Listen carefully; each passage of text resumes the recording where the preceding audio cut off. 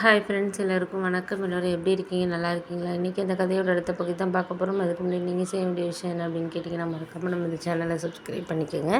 கீழே இருக்க பெல் பட்டனையும் கிளிக் பண்ணுங்கள். அப்போ தான் நான் போடுற வீடியோஸ் எல்லாமே உங்களுக்கு உடனுக்குடனே நோட்டிஃபிகேஷன் வரும். ஸோ மறக்காமல் சேனலை சப்ஸ்கிரைப் பண்ணிவிட்டு வீடியோ பாருங்கள் ஃப்ரெண்ட்ஸ். வாங்க நம்ம கதைக்குள்ளே போகலாம். அதுக்கப்புறம் அக்கா என்கிட்ட சாரி கேட்டு ரொம்பவே கவலைப்பட்டுச்சு. இருந்தாலும் சரிக்கா, நீ அதெல்லாம் நினச்சி இது பண்ணாது அப்படின்னு சொல்லிட்டு அதுக்கப்புறம் தான் அக்காவே சொன்னிச்சு, நான் என்கிட்ட நீ ஏதாச்சும் அரேஞ்ச் பண்ண சொல்லியிருந்தா கூட நான் நேரம் ஏதாச்சும் லோன் போட்டிருப்பேன் அப்படின்னோடனே, ஏன்க்கா நீயே இப்போ தான் வீடு கட்டிட்டு அதிலே வாங்கின கடனையும் கொடுக்க முடியாமல் கஷ்டப்பட்டுட்ருக்கீங்க நீங்கள் மாமாவும். எனக்கு தெரியாத விஷயம்னு கிடையாது. இப்போ அப்பாவுக்கு இந்த மாதிரி ஒரு பிரச்சனை இருக்குது, இதுக்காக இவ்வளோ செலவு பண்ணணும் அப்படின்னு தெரிஞ்சிச்சுன்னா நீ எந்த அளவுக்கு இது பண்ணுவேன் அப்படிங்கிறது எனக்கு தான்க்கா தெரியும் அப்படின்னோடனே, இருந்தாலும் நீ என்கிட்ட ஒரு வார்த்தை சொல்லியிருந்தேன்னா நான் என்னால் முடிஞ்சது ஏதாச்சும் என்னால் முடிஞ்ச ஒரு பாதி பணத்தைனாச்சும் நான் ரெடி பண்ணியிருப்பேன்ல. இப்போ 7 லட்ச ரூபா ஆகுதுன்னா நான் ஒரு 2-3 லட்ச ரூபானாச்சும் ஏதாச்சும் நான் ரெடி பண்ணி கொடுத்துருப்பேன்ல அப்படின்னோடனே, சரி விடுக்கா, என்ன பண்ணுறது, உன் சூழ்நிலை உனக்கு தெரியுது, என் சூழ்நிலை எனக்கு தெரியுது, அதனால் இதுக்கப்புறம் பேசிக்கிட்டு நம்ம இது பண்ணிகிட்டு இருக்கலாம், இனிமேல் நடக்க வேண்டிய விஷயத்த பார்க்கலாம். அவர் படிக்கலைனாலும் ரொம்ப நல்ல டைப்பாக இருக்கார், ரொம்ப கேரிங், எல்லாமே ஒன்று ஒன்று பார்த்து செய்கிறதுலேருந்து ரொம்ப நல்லவராக தான் இருக்கார். நம்ம படிச்சிருந்தா கூட நம்மளா பார்த்துருந்தா கூட இந்த அளவுக்கு இதாக இருக்க மாட்டாங்க. இந்த காலத்தில் யார் நம்மளுக்கு எதுவுமே வேண்டான்னு சொல்லிட்டு அப்பாவுக்கு இவ்வளோ இது பண உதவி ஆப்ரேஷனுக்கு தேவையான பணத்தை உதவி பண்ணுறது இங்கே இருக்காங்க. நீங்கள் அதனால் யோசிச்சு பாரு. அதனால் நம்மளுக்கு யாருமே படித்தவங்களா இருந்தாலுமே இந்த அளவுக்கு நம்மளுக்கு உதவி பண்ணுவாங்களா என்னென்னலாம் தெரியலக்கா. கண்டிப்பாக வந்தவங்க எல்லாமே நம்மக்கிட்டே இருந்து எல்லா விஷயத்தையும் எதிர்பார்க்குறவங்களா தான் இருந்தாங்களே தவிர நமக்கு யாரும் ஹெல்ப் பண்ணுறவங்களா இல்லை அப்படிங்கிறது தான் ஒரு உண்மையான விஷயங்க்கா அப்படின்னோன்னா, சரி சரி விடு, இதுக்கப்புறம் இதை பற்றி நம்ம பேசிகிட்டு இருக்க வேணாம், இனிமேல் நிச்சயத்துக்கு தேவையான எல்லா விஷயத்தையும் நம்ம பார்க்க ஆரம்பிப்போம் அப்படின்னு சொல்லிட்டு அதுக்கப்புறம் எல்லாமே ஓரளவு வேலையெல்லாம் முடிஞ்சிருச்சு. அப்புறம் வர்றவங்களுக்கெல்லாம் அந்த முகூர்த்தத்துக்கு நிச்சயத்துக்கு தேவையான அந்த கிஃப்டெல்லாம் போட்டு கொடுக்கறதுக்கு மட்டும் கொஞ்சம் பொருள்லாம் நானும் அக்காவும் போய் வாங்கியிருந்தோம். அப்புறம் அக்கா என்னோட பழைய மாதிரி பேச ஆரம்பித்தோன்னு தான் எனக்கு கொஞ்சம் சந்தோஷமாகவே இருந்துச்சு. அதுக்கு முன்னாடி வரைக்கும் என்னடா அது அப்படிங்கிற மாதிரி ரொம்ப ஒரு மாதிரி கவலையில் தான் நான் இருந்தேன் அப்படின்னு சொல்லலாம்.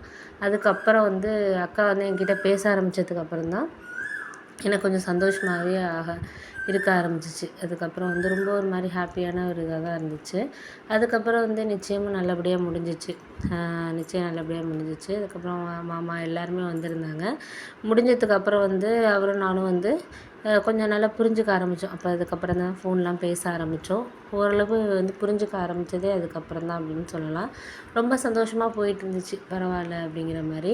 அதுக்கப்புறம் அப்பாவுக்கும் ஒரு மாதத்துலேயே ஏன்னா மேரேஜுக்கு இன்னொரு 3 மந்த் இடையில இருந்ததுனால அப்பாவுக்கு ஆப்ரேஷனுக்கு தேவையான எல்லா ஏற்பாடையும் அவரே பார்த்துக்கிட்டாரு.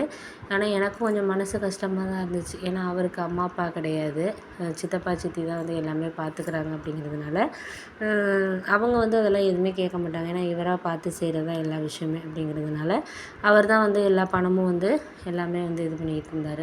அப்போ தான் எனக்கு புரிய ஆரம்பிச்சிச்சு, சரி அவங்களையும் நம்ம நல்லா பார்த்துக்கணும், ஏன்னா அம்மா அப்பா கிடையாது அப்படிங்கிறதுனால அவரை நம்ம நல்லா பார்த்துக்க வேண்டிய கடமைங்கிறது நமக்கும் இருக்குது அப்படின்னு சொல்லிட்டு அதுக்கப்புறம் கொஞ்சம் கொஞ்சமாக எனக்குள்ளேயே ஒரு சில விஷயங்கள் இதாக ஆரம்பிச்சிச்சு.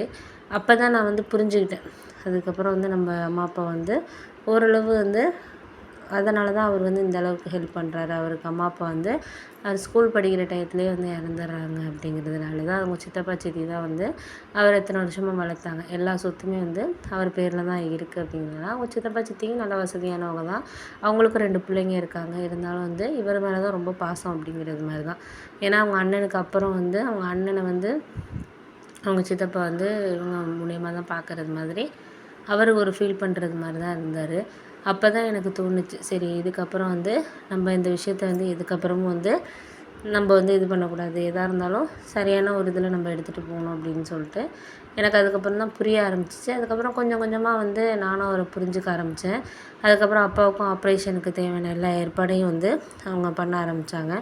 பண்ண ஆரம்பிச்சதுக்கப்புறம் அப்பாவுக்கான கொஞ்சம் பயம் இருந்துச்சு. ஏன் அப்படின்னா ஒரு 15 நாள் கிட்ட ஹாஸ்பிட்டலில் இருக்கணும் அப்படிங்கிறதுனால அவருக்கு கொஞ்சம் பயம் வந்துடுச்சு. முன்னாடியே கொஞ்சம் பயந்துக்கிட்டே தான் அவர் இது பண்ணார். இருந்தாலும் பரவாயில்ல, நம்ம இதுக்கப்புறம் கொஞ்சம் நம்ம இது பண்ணணும் அப்படிங்கிறதுனால கொஞ்சம் மனசை இது பண்ணிக்கிட்டு அப்படியே இது பண்ணிக்கிட்டு இருந்தார். அதுக்கப்புறம் வந்து சில விஷயங்கள வந்து நம்மளுக்கு என்ன தான் வந்து சரியான ஒரு இதில் இது பண்ணாலும், அதுக்கப்புறம் நம்மளுக்கு என்ன நடக்குதுங்கிறது நம்ம அடுத்த ஒரு விஷயத்தில் தான் இது பண்ணணும் அப்படிங்கிற மாதிரி தான் இருந்துச்சு. அதுக்கப்புறம் அக்கா எல்லாருமே நான்லாம் வந்து ஹாஸ்பிட்டலில் போய் அப்பாவை பார்த்துக்கிட்டோம். நல்லபடியாக வந்து இது பண்ணுற மாதிரி நல்லபடியாக பார்த்துக்கிட்டோம். அதுக்கப்புறம் என்ன நடந்துச்சுன்னு அடுத்த ஒரு பகுதியில் உங்கள்கிட்ட நான் சொல்கிறேன் ஃப்ரெண்ட்ஸ்.